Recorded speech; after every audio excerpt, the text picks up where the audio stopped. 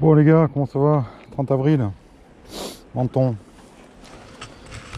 Alors les légumes, ça bosse hein?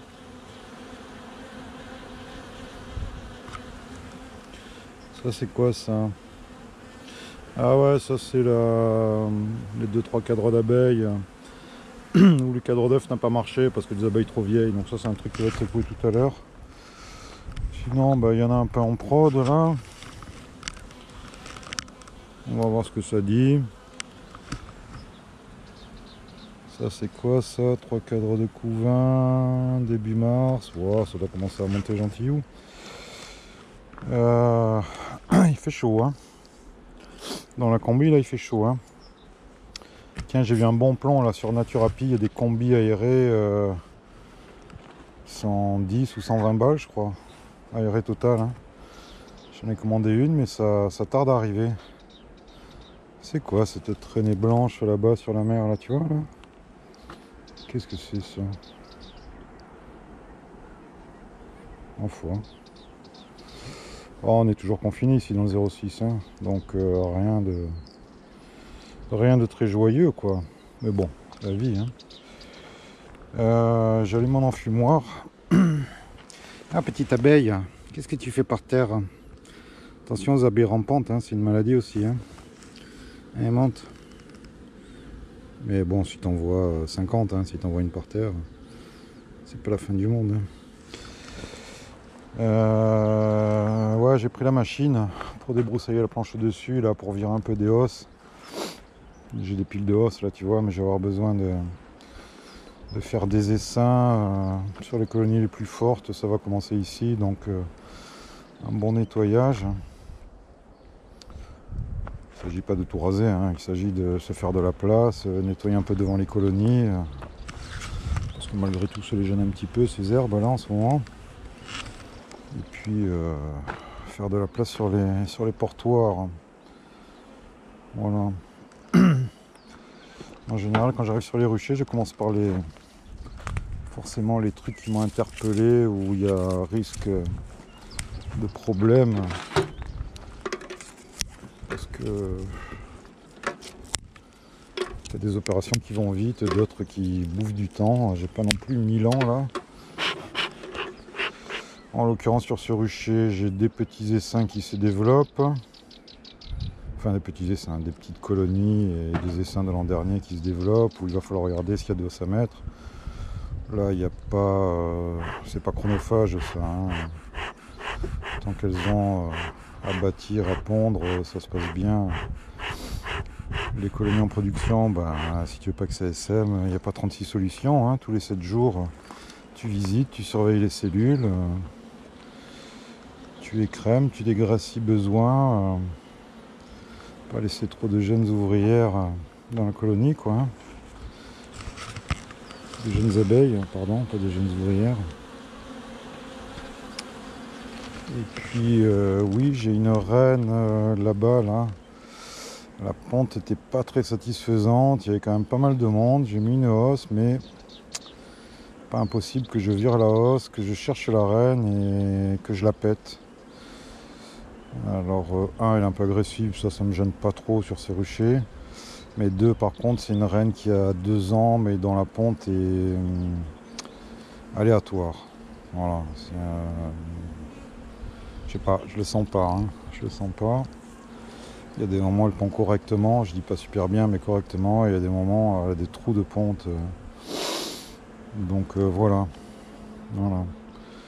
Alors j'ai pas de reine fécondée, j'ai pas de quoi introduire autre chose. Hein.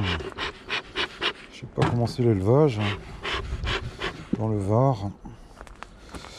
Je crois que malgré tout, même si j'ai pas trop d'endroits pour greffer ici, je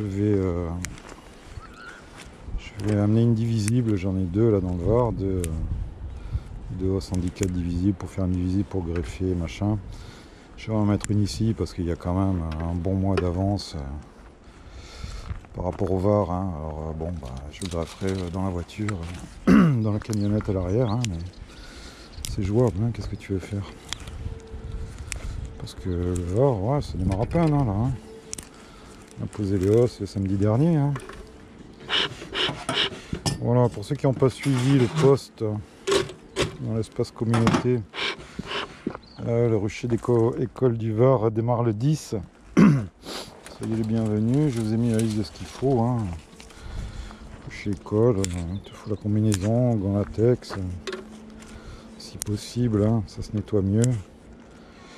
Un lève-cadre, non plus moins. Voilà. Au niveau de la paperasse, on a de quoi écrire. Des feuilles A4, nous on imprime pas mal de fiches, notamment celle de l'ITSAP sur les bonnes pratiques apicoles, un petit tout.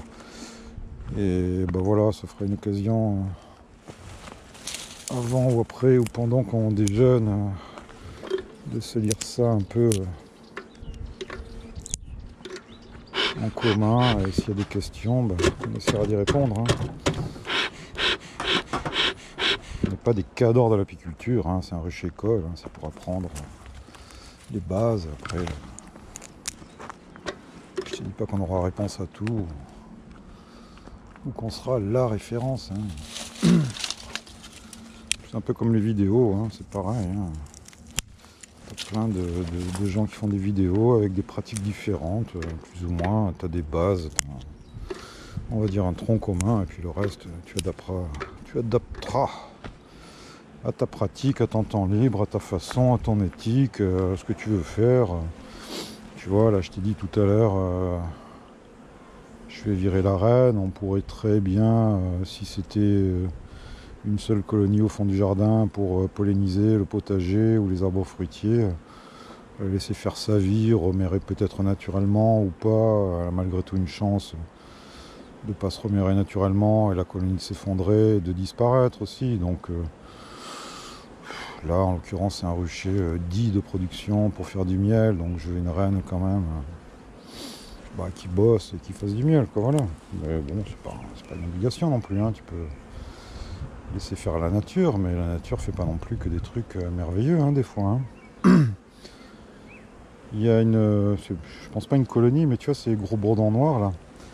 T'as la rambarde des mecs du téléphone et c'est plein de trous, je dirais de 15 mm, c'est envahi de ces bourdons noirs là. Alors,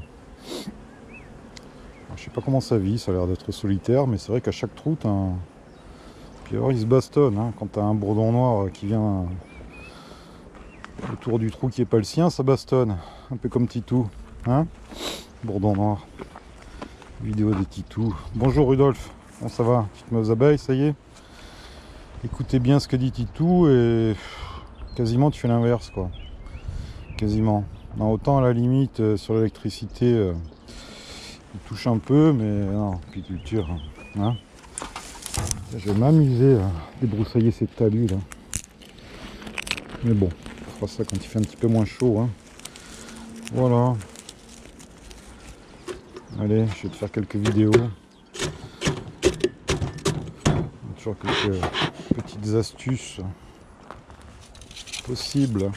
En plus,